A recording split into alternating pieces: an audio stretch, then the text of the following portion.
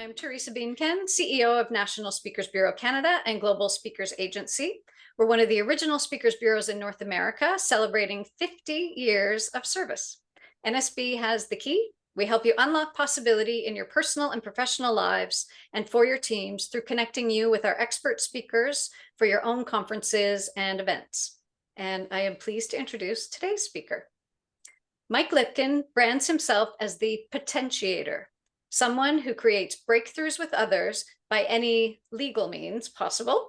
He's founder and principal at Enriching Lipkin, a leading research and coaching company based in Toronto. He's also an author, motivator, and trusted confidant to some of the world's most respected organizations, including Pfizer, Schneider Electric, Otsuka, Spacex, and RBC. Mike was born and raised in Johannesburg, South Africa, and thus has one of my favorite accents in the world. He emigrated to Toronto in 2001, where he lives with his wife, Hillary, his daughter, Danny, and his two dogs, Tootsie and Holly. Today, Mike will share content from his latest research, You Belong Here, and the most important issue in business today, how to make people feel like they belong so they feel safe to be their best, take bold risks, and win. Welcome, Mike. Excellent, Teresa. So thank you for that fantastic introduction. You know, they say a person is judged by the company they keep, and clearly I am doing exceptionally well based on the company that has admitted me into their community today. So I'm thrilled to be part of the NSB community, at least for the next 30 minutes. And I'm even more thrilled to have over 50 people on this call. And my mission over the next 20 minutes is to walk you through the highlights that represent the key insights from my latest book called You Belong Here, How to Make People Feel Safe to Be Their Best, Take Bold Risks, and Win. And this sense of needing to belong, needing to find an anecdote that motivates us and an antidote to a sense of loneliness might be one of the biggest issues in business today. And I think it's quite appropriate that we're talking about what it means to make people feel like belong, because the latest issue of the Harvard Business Review is all about the fact that we're still lonely at work, and it's time for companies to take a different approach to culture, which is what we are going to be speaking about. Now, what I'm really proud about is that my co-author of this book is a wonderful woman called Dr. Diane McIntosh, one of Canada's leading psychiatrists, and I regard it as a phenomenal achievement that I persuaded Diane to write the book with me. And I'll tell you an interesting story. I became a motivator about 25 years ago because I went through my dark night of the soul. I went through a period of clinical depression, and I went from one psychiatrist to the next in search of a resolution to whatever was going on with me. And so I became used to being a patient.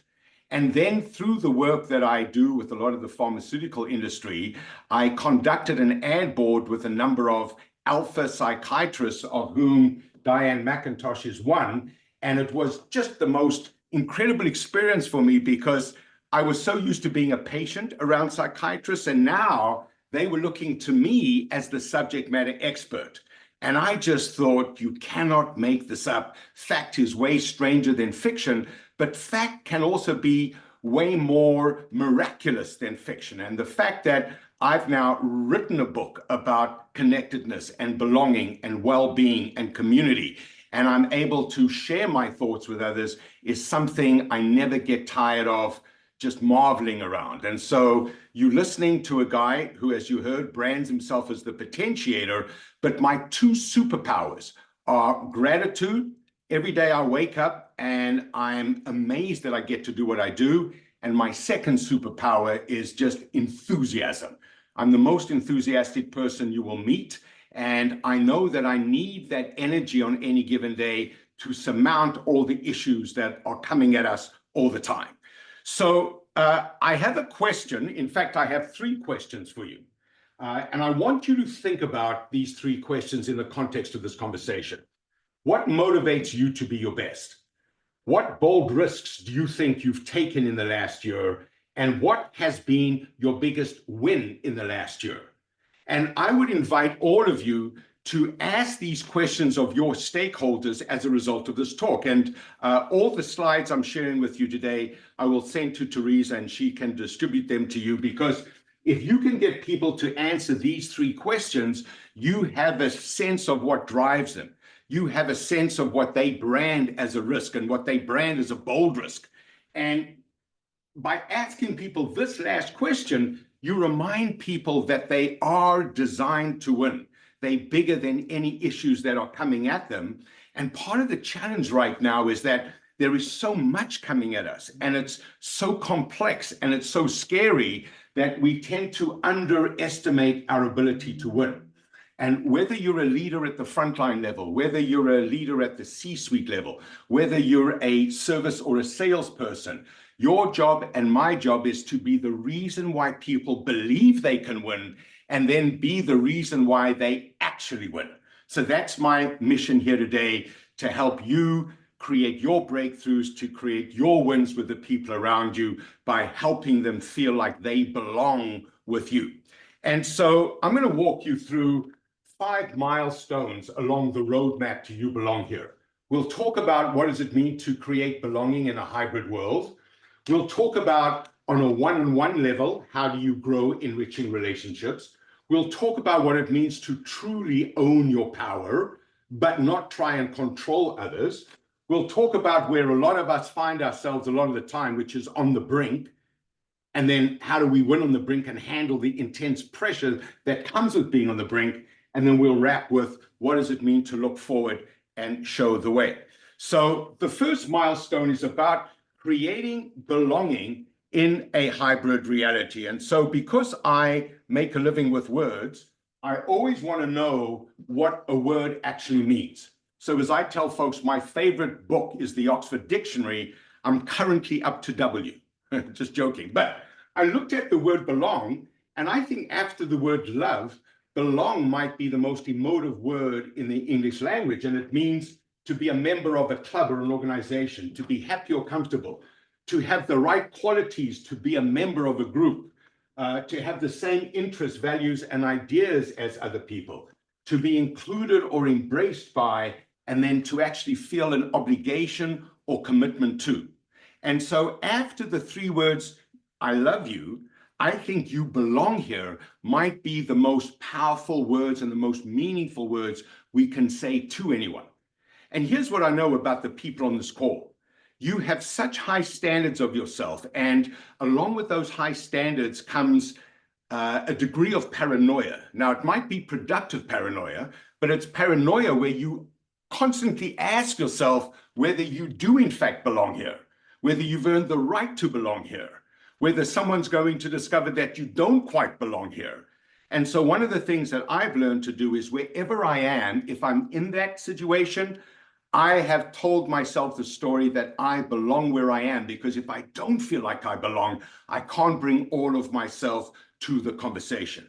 So let's look at what we brand as the 5 levels of belonging. So at a base level, it's the opposite of belonging. We've all been into a situation where we have felt distinctly unwelcome. We have felt like we're in a hostile situation, and we have felt either emotionally or even physically afraid. At the next level, we are not afraid and we don't feel unwelcome, but we feel uncomfortable. You just feel like, this is like a new suit that doesn't quite fit, and I want to get out of it as soon as possible. At the next level, we just feel like we tolerate it, where people are being condescending to us, or we like perceive we're at the receiving end of microaggressions. At the next level, we feel accepted. We feel comfortable, people around us are opening their arms to us, but we still have a sneaking suspicion that they're only accepting me because of who they think I am, and if I have a wrong move or if I make a misstep, I'll be voted off the island. So at the highest level, it's about really making people feel like they belong, like they are part of a community that has their back. And I'm going to share with you some basic actions that you can take to take people from there directly to belonging with a smile or a word or a gesture. So in this world of hybrid reality, I want to share with you what Diane and I have created as 8 proven guidelines for creating belonging in a hybrid reality. And these guidelines work whether it's virtual or in person. So at the beginning of every meeting, relentlessly repeat your raison d'etre. My job today is to help you win. Set your communication rhythm. There are so many folks that you need to be reaching out to because you need them a lot more than they need you. So if I want to make you part of my community, I'm going to keep reaching out to you on a consistent basis. One of the reasons why we even having this experience together is I have been consistently reaching out to Teresa and we've been talking. And because of that, we've now set up this opportunity to connect with each other. Number 3 is crucial. Be an authentic actor. The amazing thing is people don't know what you're feeling. They judge what you're feeling by how you're acting. So if I don't feel great on any given day, I act like I feel great, and then my emotion follows my motion. I'm not being disingenuous. I'm simply escalating my mood and my spirit based on my actions. Number 4, I hope that you can see what I'm doing over here is I've mastered the technology of virtual. One of the mental models that I've changed is I see myself far more now as a virtual speaker than an in-person speaker. And trust me when I tell you, I'm a good in-person speaker. So you can see that I've created the technology around me to be able to deliver an experience virtually that simulates what it would be like if I was there in person with you. Number 5, tell a great story. If I tell you a great story, it's going to resonate here. If I just give you a fact, it's going to lodge itself here, but you're not going to take action. And there are really 3 elements to any great story. There's a challenge, there's a response, and there's a result. So if all you do is tell a story clustered around those 3 elements, it'll be a great story. Number 6, I am naturally expressive in the way I communicate. There are a lot of people watching me right now that might be less expressive. But why it's so important to be expressive, especially when you're virtual, is you have to compensate for the fact that a webcam reduces you to a thumbnail. So here's a very small thing that you can all begin doing immediately, and that is speak 20% louder. I'm talking to you louder than I would talk to my wife in an intimate conversation. Because if I talk to you 20% louder than I would normally speak, I radiate authority, I am audible, and I have to slow down. You cannot speak loud and fast at the same time. Number 7, listen like you are all in. The way we listen to others becomes their opinion of themselves. So if people are around you and they feel like you're really interested in what they are saying, they are going to want to spend more time talking to you. And if there's one thing I know as far as everyone on this call is concerned, we're all in competition for the right people's time. So if you give people a high ROT, return on time, they'll give you more of that time. And then finally, you're going to make a mistake. There's going to be a mess up along the way. Recover quickly.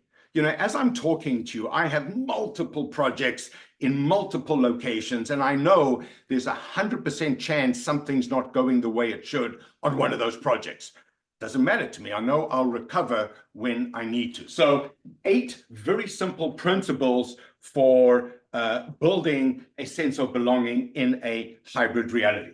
So let's go from belonging in a hybrid reality to growing, enriching relationships on a one-on-one level. And I don't speak Japanese, but I do speak these 4 Japanese words: ichigo, ichie. And what this means is one life, one meeting. Every conversation only happens one time. So treat every conversation like it is a once in a lifetime opportunity, because it never happens again. And I will share with you, 22 years ago, I had the great pleasure of doing some work with the Nelson Mandela Foundation. And I got to spend time with Nelson Mandela, and I asked him a simple question. I said, Mr. Mandela, what was it like suffering for all those years in prison? Coming from South Africa, I always wanted to meet him. And so when I had the chance, I knew I wanted to ask him that question. And he said to me, Michael, I didn't suffer. I prepared to live my life every day. So when I was released, I would transform my nation into the kind of nation I dreamt of it becoming. And I've never forgotten those words. And so you might be thinking, What does WWMD means? It simply means, what would Mandela do? So inside all of us, we have an inner Mandela, and when we release that, we're being at our absolute best. And so as part of growing, enriching relationships, Diane and I have identified 6 rules for relationship health. It begins by treating yourself the way you want others to treat you. So when I'm by myself, I treat myself as a most honored guest. Number 2, bring people joy above all else. You know, we've got the US elections coming up in a week's time, God help us all. And I'm hoping a certain candidate gets in who stands for joy. I think you know which candidate I'm talking about. But you want to bring people joy, because if they enjoy their time with you, they're far more likely to give you their time. Give much more than you receive. So that's not a good Samaritan statement. That says you always want people to feel like whatever they give you, they're getting a really high return on their giving to you. Number 4 is crucial. At any moment in time, one party is going to have access to data or information or leverage that the other party doesn't have. Be careful how you use that leverage. Don't win the battle, lose the war, because human beings, even if they forgive, never forget. Number 6, clarify and contractualize mutual commitments like they are a contract. The worst thing any one of us can hear as we move down a certain project is for the other person to say to us, that's not what you said. That's not what I expected. I thought you were going to do that. I didn't think I had to do that. You want to make sure that at the very beginning of every endeavor, you've got clarity and you've got a mutual understanding of each other's accountabilities. And then finally, own everyone's success, but accept their failures. And by that, I mean today, even though NSB have put on this fabulous event and they're going to do whatever they need to do, I'm going to be 100% responsible for today's success. And if for whatever reason we had a snafu along the way, well, I treat that as life. It is what it is. So you want to be someone who takes total accountability for everyone's success, but as long as people have committed a failure with the spirit of wanting to do the right thing, then celebrate with them. Because my definition of the word fail is first action in learning. So let's go to the 3rd milestone, and this is a crucial one. Own your power. The only person you can control is you, but you become the company you keep. Look, I cannot tell you how many folks I'm working with right now who ascribe their inner game or their inner mood to the actions of people around them. And I say it's not what other people do that influence what you think and what you feel. It is your ownership of your own mindset. So of all the slides I put in front of you, this is potentially the most impactful. About 80% of the people with whom I'm working right now are deep in the red zone. They are focused on the problem or the threat. They are afraid of it, and their reaction is to their fear, not to the issue. So they're responding to their inner reality, not their outer reality. But over time, they go up and they go down, but ultimately they flatline because their strategy is to contain anxiety. 20% of the population, and I'm happy to tell you I'm in the space, is focused on a purpose or a vision that they're passionate about. NSB and I are passionate about inspiring people to do amazing things, and our action is inspired by our passion. So over time, we unleash our energy and we enjoy what I call the law of increasing return. Now, look, at any given moment, if I'm not vigilant, if I'm not conscious, if I'm not intentional, I can get stuck in the red zone. So I'm constantly asking myself, I'm saying, Mike, are you redlining or are you blue zoning? So think about this in everything you do. Are you being outcome creating or are you simply reacting to the problem? Now, the final thing I want to say about owning your power is Diane has schooled me in the neuroscience of the brain. And the one capacity that the brain has is this thing called neuroplasticity. Every thought you have, every person with whom you talk, every action you take changes the physiology of the brain. So your brain is not the same now at 122 as it was at 102. something has shifted, because neurons that fire together wire together. So simply thinking about certain things, doing certain things, meditating on certain things changes the plasticity of the brain. So if you want to not vaccinate, because I don't want to overclaim in the name of science, but if you want to protect yourself against any form of dementia, set yourself an incredible stretch challenge. Learn a new language, learn a new instrument, learn a new discipline, or just come to the seminars that NSB and Mike Lipkin put on. Now, by the same token, you don't want to get caught in habits that are shrinking your brain, because this is called living automatically, living by accident, not living on purpose. So let's go to the fourth of the five milestones, and that's called winning on the brink. Now, there's not a single person with whom I'm working that doesn't feel like they're at the very edge of their capacity. But this is where all the magic happens, on the brink. It's on the very edge of the known that we can begin to explore the unknown. And the biggest issue facing folks is that they have a pretty perverse relationship with this word called pressure. But as Billie Jean King says, pressure is a privilege. So there's pressure on me as far as this message is concerned. There's pressure on the expectations that my stakeholders have of me. There's pressure on you, but I love the pressure. The pressure is what builds muscle. Without the pressure, what is there? So I would actually add something underneath here that says pressure is a privilege and you will miss it when it's gone. Pressure equals the tension between where you are and where you need to be. So it is how you interpret that that determines your ability to win on the very edge of your capacity. So look, let me wrap here with the final milestone along the path to you belong here, and that is show the way. In Diane and my book, literally, a plan is not a noun. A plan is not something physical, because you and I both know the moment the plan is complete, it becomes obsolete. A plan is a verb. And as we say, change works best when you plan for it. So if you want to radiate a sense of certainty, you want to have a plan that gives you that sense of predictability, that gives you that sense of certainty in a VUCA world. VUCA being volatility, uncertainty, complexity, and ambiguity. So again, Diane and I keep it super simple. And there are three fundamentals of planning that you can begin to implement this afternoon. The first is declare your purpose. Why do you do what you do? What inspires you? And most importantly, what would inspire others to partner with you? So when I tell people that I'm someone who creates breakthroughs with others by any legal means possible, guess what? They want to hear more.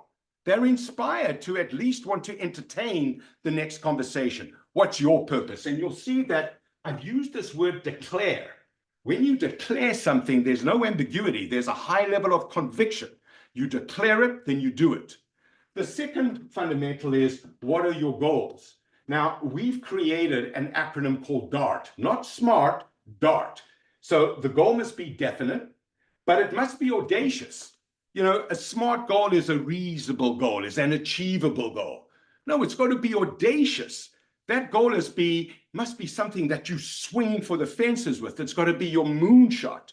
So for me and Diane, our audacious goal is to move 100,000 copies of You Belong Here in the first year of its publication. Then it's going to be resolute. There's going to be the doubters. There's going to be the pitfalls. But a powerful DART goal gets you through all of that. And then finally, obviously, there's got to be a certain time by which you achieve it. And then finally, you want to declare your strategy, your how. And so we've identified 5 ways that we are actually executing the strategy. Scan for the need. So we saw there was a great need, and as per the latest issue of the Harvard Business Review, our book is the antidote to loneliness. So we got the need right. The strengths are Diane is a scientist, I'm a motivator. Our book was a unique fusion of the two. Our value proposition is we provide people with an easily accessible way to create a sense of belonging that enables people to be their best. We designed, produced, and packaged a phenomenal product. And by the way, I want to make this offer to everyone. So yes, there'll be a draw, but if you want a copy of the book, send your note to Teresa. I will get her copies. She will get the book to you. So this is a offer that expires at, it's 1:27. This offer expires at 4 o'clock today. You must act now. This offer is only valid while stocks last. And then finally, we want to distribute, market, and sell the book through every available channel. And I want to be, again, truly grateful. And I want to thank NSB for setting up today, because this is our way of marketing and distributing the actual book. And every talk I give comes with copies of the book for attendees. So I've walked you through these 5 milestones. I know this has been a sprint, but hopefully you've got a flavor of the energy, number one. Number two, hopefully there's been one insight you can take away that will empower you to act as of now. And I look forward to talking to you and hopefully engaging with you and your teams in the immediate future. Teresa, back to you. And again, merci beaucoup for setting up this wonderful moment. Bravo, Mike. Thank you so much. I have already seen some of the comments in the chat about your energy, and this was a jam-packed session. I know there's so much that you could go into and deeper in a longer session, but certainly you gave us some really solid takeaways right off the top, and loving seeing some of the interest in the book. If we do have questions, we're happy to take some questions, so feel free to put them into the Q&A, and maybe if there's any questions coming in, I will do the book draw for the first person to receive one. Michelle, I'm going to go ahead and share my screen if that's all right. Seems like it will be. Let me know when you can see my shared screen. Is it working? Can we see the book draw spinner? Yeah. Great. Yeah. All right, here we go. This is everybody who has registered. Da-da-da.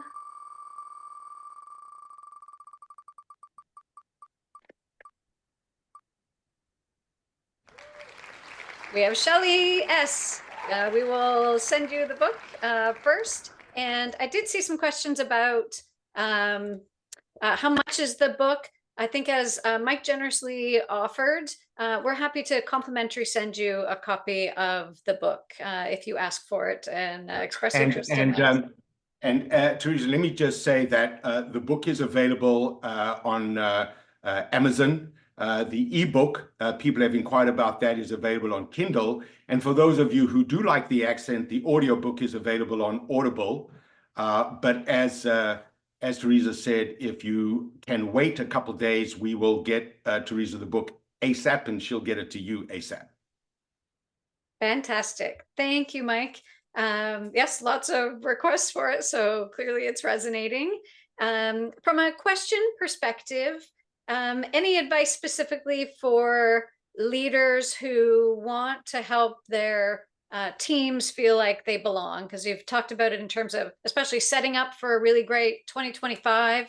Any steps between now and the beginning of the year? Yeah, so, the immediate response I would give you is not to do anything, but to show up in a way that radiates the fact that you are embracing and encouraging people to belong. So it's not just what you do, it's how you do what you do. As someone once said to me, Teresa, what you are doing is talking so loudly, I cannot hear what you are saying. So that's the immediate response. Just show up. And every part of you should be saying to the other person, you belong here with me right now. But number two, simply focusing on it, simply talking about it, simply putting it as a priority means that it will get attention, and where attention goes, energy flows and resources follow. So if you make this a priority, and I would say to everyone, yes, get a copy of my book free. I can't give you this free, but read this. You can get the article free online through the HBR, because giving people that sense of connectivity, reducing that sense of alienation will make all the difference in the world. Thank you. We do have a question from Sophia, wondering if you can just speak a little bit more to the concept of being an authentic author. Right. So it's an authentic actor. And by that, I mean, this is who Mike Lipkin is, but this is me dialed up to like a full 10. Now, oftentimes we may show up and we may not be in a great mood. And so our mood then gets in the way of our impact and the energy that we want to project.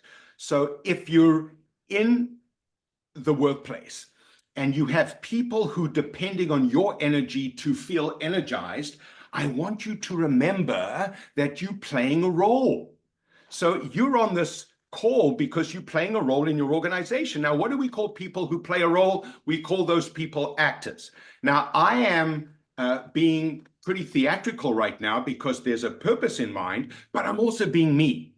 And so whoever you are, I want you to act like the best you can be, irrespective of the situation you are in.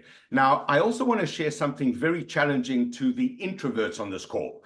If you're an introvert, it's going to be harder for you to be out there and warm and friendly and effusive than if you were an extrovert. But here's the thing. The universe doesn't care if you think you're an introvert. You've signed up to play a role in your organization or your firm or your company. Play that role to the best of your ability. And I'll give you this insight. If you act like you're excited, guess what? You will become excited. Now, you can't act like you're excited about something that you find abhorrent. So it's easy for me to be excited in this moment because I love doing this, but I'm also dialing it all the way up. And my wish for everyone on this call is that you do have a passion for what you do. However, it's hard and it's getting harder and it's not going to get easier. So you want to be able to handle hard better. And that's a quote from a woman called Carol Lawson, become someone who handles hard better. And you want to act in a way that you know is going to elevate your mood. So the simple act of smiling, the simple act of laughing, the simple act of just standing the way I'm standing and being expressive releases endorphins and dopamine into the system that projects a different energy to the room as a whole. And the final thing I'll say is this. When you walk into a room, and it can be virtual or personal, there's a force field around you. And if it's in person, it's usually 8 to 12 feet. People feel your field of energy before they hear a single word you've said. So act like that 8 to 12 feet around you is going to project the kind of energy that's going to attract people towards you, because people vote with their legs, either towards you or away from you. And the worst thing for me, by the way, is if I sense people are walking away from me, literally or metaphorically. The final thing I'll say is this, as a test of whether you are in fact being that authentic actor and making a difference, is when you call people, do they answer your call, or do you get, I cannot talk now? Or worse, do you get crickets? Just putting that question out there. Thank you. I'm loving seeing all the chat. I can see people like Jose saying she's going to bring some of these ideas to the leadership team discussions, and resonating with some of what you're talking about. We love seeing this chat, and I think it helps each other as well in this community. Thank you again so much. You have helped us, Mike, unleash our energy, understand the power of belonging, listening, and joy. And it all helps us plan to take these bold risks, especially going into a new year and through this change. Thank you so much.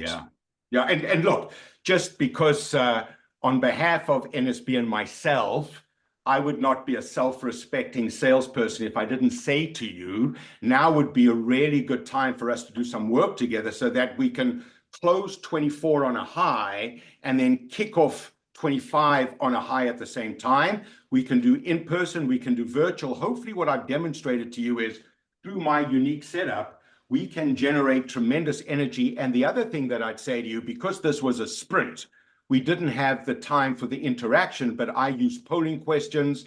I have a number of ways to break the group up into work groups. And then very importantly, before we do a session together, we would work with you to identify who are some of your more vocal folks so that we create a faculty. So I become a facilitator and your people become keepers of the flame or torch bearers as much as I am. Thank you. And that helps answer one of the questions that came through about workshopping with leadership teams. So yes, more information to come on that. Thank you so much, Mike. And thanks so much for everyone joining and being engaged in this session. I would add one more thing, and that is it is Mental Health Month this October, and that's partly why we chose this topic of belonging and feeling safe. I also wanted to use the opportunity to amplify the work of Event Minds Matter. It's a movement championed by Janice Cardinale, and it's a community building brave spaces for the event industry's conversations on emotional health and well-being. I encourage you to check it out online and contribute your voice, and we'll include some information about that in our follow-up email, which will, as we've mentioned, have a copy of this recording and some of the takeaways, and Mike has offered his slides as well. So thank you again so much. Hopefully we've given you a lot to work with going forward, and we will see you next time. Thanks all.